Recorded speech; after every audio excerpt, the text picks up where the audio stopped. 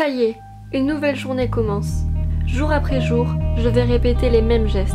C'est devenu un automatisme pour moi. J'agis sans me rendre compte réellement que j'agis. Chaque matin, je nettoie ma peau en profondeur en appliquant un masque hydratant. Il est dit qu'une peau avec de l'acné, appelée plus précisément bouton, n'est pas beau ou n'est pas esthétiquement agréable à regarder, dérangeant même. Je me brosse les dents, de part pour l'hygiène, mais aussi pour avoir une belle dentition blanche. Toutes les filles sur internet ont de belles dents. Je me dois de leur ressembler. Ce sont des icônes, des modèles pour moi. Le maquillage est l'étape cruciale de ma préparation. Tout doit être parfait. J'ai regardé pendant des heures des tutos sur YouTube d'américaines. Elles sont si belles. Mon teint doit être encore une fois parfait. Je me charge d'appliquer tout un tas de produits. Fond de teint, poudre, correcteur, anti-cerne, bronzer, blush, illuminateur. Mes yeux et mes sourcils sont la partie cruciale pour clôturer ce make-up. Base à paupières, fard à paupières, eyeliner, mascara, faux cils, crayon, eyebrow. Mes lèvres doivent être accompagnées d'une couleur intense afin de faire ressortir mes dents bien alignées et blanches. La coiffure est rapide. Je brosse, je lisse et je laque. Maintenant, place à la seconde partie qui définit qui nous sommes ou qui nous voulons être. Le look. Il se doit d'être mis à jour constamment pour rester à la mode.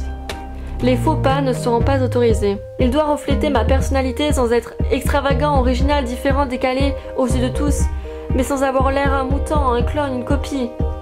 Je dois sortir du lot, mais pas trop. Je dois représenter la femme, être la féminité incarnée. Ça y est, je suis prête à sortir et entamer une nouvelle journée. Sous mon maquillage, mes tenues, j'ai confiance en moi. Je me montre qui je veux être et qui je veux qu'on pense que je suis. Je suis crevée. Il est tard, je rentre chez moi. Toute mon armure s'effondre. Adieu les talons de 10 cm qui me déchirent mes doigts de pied. Adieu ce sac super cher qui pèse une tonne. Adieu cette veste belle mais trop légère avec qui j'ai eu froid toute la journée, mais c'était la seule qui allait correctement avec mon top. Adieu ces cheveux que je m'attache, qui m'ont gêné toute la journée, mais c'est toujours plus agréable de regarder une fille ayant les cheveux au vent. Adieu, et enfin, je m'enlève toute cette tonne de maquillage que j'ai dû retoucher et repoudrer toute la journée pour qu'il reste intact. Je peux enfin laisser respirer ma peau.